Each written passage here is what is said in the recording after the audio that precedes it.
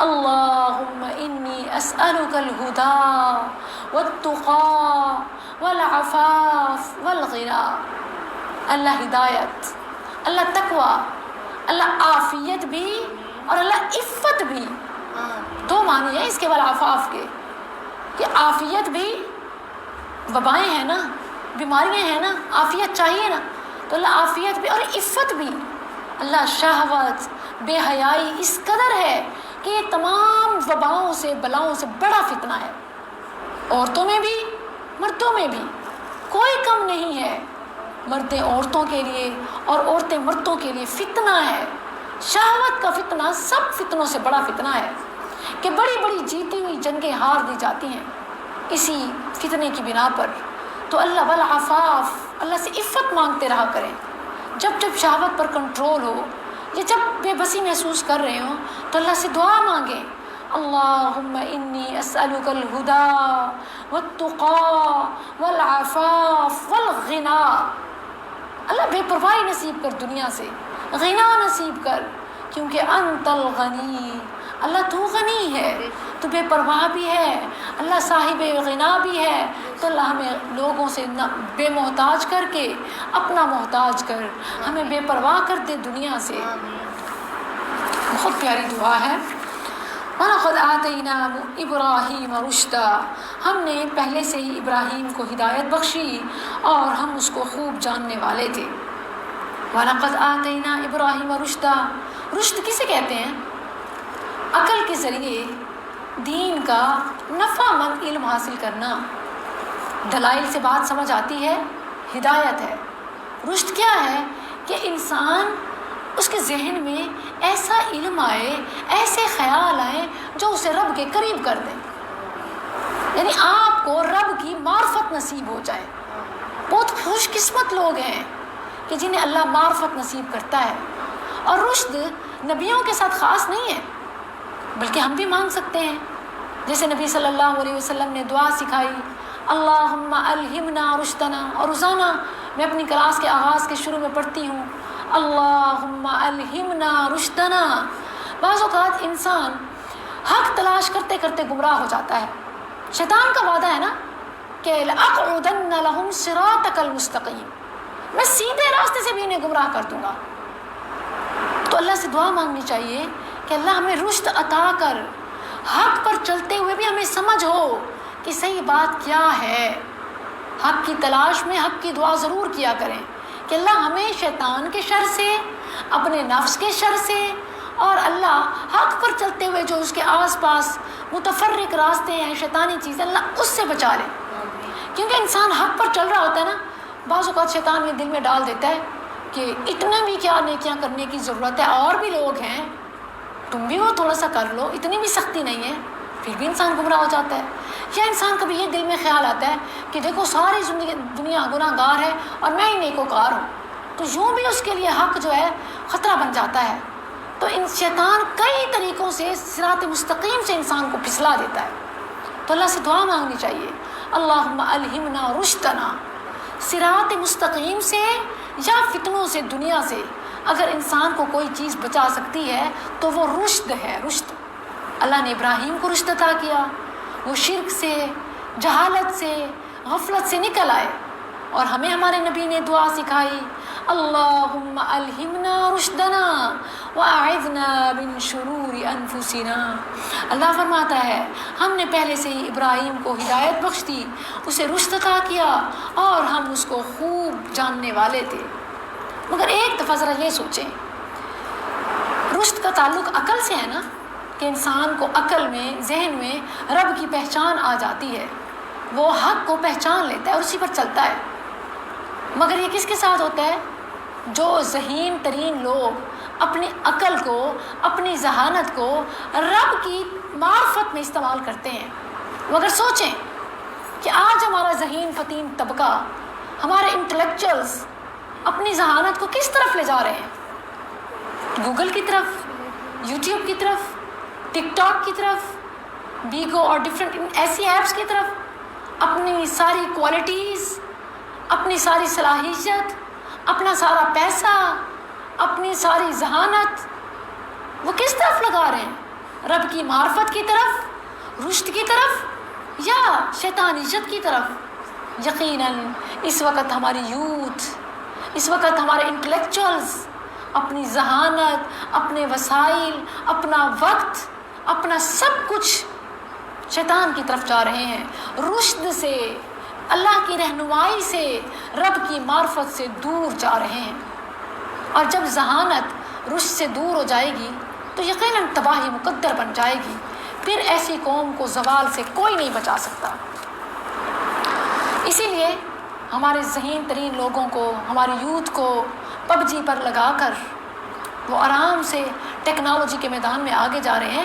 یہی ٹیکنالوجی بنانے والے، انٹروڈیوس کروانے، ان کے اپنے ممالک میں ایسی تمام ایپس بلاک ہیں، بین ہیں، یا کوئی لیمیٹیشنز ہوتی ہیں، کوئی وقت ہوتا ہے کہ فلاں ایج کے بچے اتنی دیر کے لیے نیٹ استعمال کر سکتے ہیں۔ یقین کیجئے کہ یورپ میں بھی اتنی ٹیکنالوجی اور ایپس عام نہیں ہیں، اتنا نیٹ ہر گھر میں عام نہیں ہے جتنا ہمارے ہاں ہے۔ ان کے انسٹیٹیوٹ ہیں کہ یہاں آئیں، ریسرچ کریں اور کام کریں، نہ یہ کہ گھر بیٹھے یوٹیوب، گوگل اور پب جی اور بیگو اور جو چاہیں اپنے بچوں کو دے دیں۔ نہیں، پورا سسٹم ہے، اور پیرنٹس اور گورنمنٹ اس سسٹم کو کنٹرول کرتی ہے کہ کس ایج کا بچہ کیا دیکھ رہا ہے اور اسے کیا الاؤ ہے، وہ کیا دیکھ سکتا ہے۔ مگر ہمارے لیے یہ سب کچھ 4G 5G ایسے پھینک دیا گیا ہے کہ بچے بھی چاہیں جو مرضی دیکھیں کریں۔ ہمیں ذہنی غلامی کی طرف دھکیلا جا رہا ہے۔ اللہ فرماتا ہے ذہنی غلامی سے نکلو گے تو پھر رشد کی طرف آؤ گے، مگر ہم ذہنی غلام بن چکے ہیں۔ یاد رکھیں، اگر فزیکلی غلامی ہو نا تو آزادی حاصل کی جا سکتی ہے، خریدی جا سکتی ہے، لڑی جا سکتی ہے، جیتی جا سکتی ہے، مگر ذہنی غلامی سے قومیں کبھی نہیں نکل سکتی۔ جب ذہنی غلامی کا شکار ہو جائیں تو پھر بس ہلاکت ان کا مقدر بن جاتی ہے۔ یہ آیت بڑی اہم ہے۔ ہمارے جد امجد نے رشد کے ذریعے اپنے رب کو پایا۔ ہمارا کیا تعلق ہے ابراہیم علیہ السلام سے؟ باپ دادا، اپنے اباؤ اجداد بڑوں کے طریقے پر چلتے ہو نا، جو بڑے کر رہے ہیں وہی کریں۔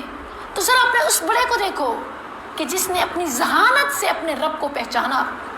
مگر آج ہماری یوتھ، ہمارے انٹلیکچوئلز اپنی ذہانت کن کاموں میں لگا رہے ہیں؟ شیطانیت کی طرف، ذہنی غلامی کی طرف، اور ذہنی غلامی میں گھری قوم کبھی فلاح نہیں پا سکتی۔ اس وقت اپنے اپنے گھروں میں اپنی ذات سے ابتدا کیجیے، اپنے اپنے گھروں میں اپنے انٹرنیٹ کے استعمال کو سیکیور کیجیے۔ آپ کیا دیکھ رہے ہیں؟ اپنا اسکرین ٹائم سیو کیجیے۔ سونے سے پہلے محاسبہ کیا کریں کہ آج دن بھر میں نے اپنا پیکج کس کس چیز میں ختم کیا، میں نے اپنے موبائل اسکرین پر کیا دیکھا، میرے بچے کیا دیکھ رہے ہیں۔ ان لمیٹڈ ایکسیس الاؤ انہیں مت دیجیے۔ آن لائن تعلیم کے نام پر وہ پیچھے پتہ نہیں کیا کچھ اپنے اضافی ٹائم میں کر رہے ہیں۔ یقین کیجیے یہ بھی فضول چل پڑا آن لائن موبائل۔ آج کل 8ویں کلاس کا بچہ اس کے پاس مجبوری، اور یہ بہت بڑا فتنہ ہے، مجبوراً دینا پڑتا ہے، دے دیتی ہیں، چلو دیکھ تو رہے ہیں اپنے گلے سے اتارنے کے لیے، اور پھر مجبوری کے طور پر بھی دینا پڑتا ہے۔ مگر یقین کیجئے کہ اس وقت آج کی ماں کا جو سب سے بڑا جہاد ہے وہ اپنے بچوں کی نگرانی ہے، سب سے بڑا جہاد۔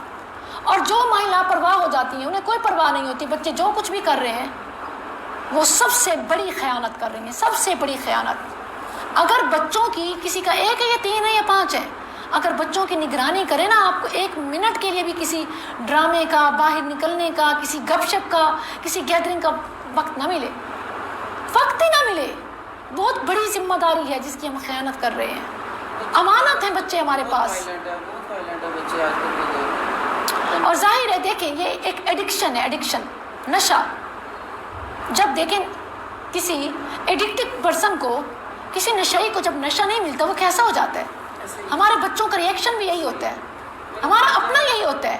کر رہے ہیں تو اس سے میں نے کہا کہ یہ کیا ہم پب جی کھیلتے رہتے ہیں، میں یہ نہیں چھوڑ سکتا، پڑھ سکتا۔ میری اپنی نیبر ہیں، وہ اتنی ماشاءاللہ اچھی ہیں، اور وہ بتا رہی تھی کہ سب کچھ بہتر ہے، اچھا کاروبار ہے، بچہ میرا کماؤ ہے، اور وہ مجھے ماہانہ میرا خرچہ دیتا ہے اور گھر کے تمام کام کاروبار بھی کرتے، سب کچھ جو بھی کام کر دیتا ہے، لیکن اس نے ایک فکس ٹائم بنایا ہوا ہے کہ مما ایک لسٹ بنا دیا کرو، ایک ہی دفعہ مجھے کہہ دیا کرو، میں جا کر لے آؤں گا، جب میں پب جی پہ بیٹھ جاؤں پھر مرتے مر جاؤ، مجھے نہ اٹھایا کرو. اور جانے جا رہی ہیں، جنون بن چکا ہے بچوں کا، اور یہ سب کچھ دینے والے بھی تو ہم خود ہیں نا.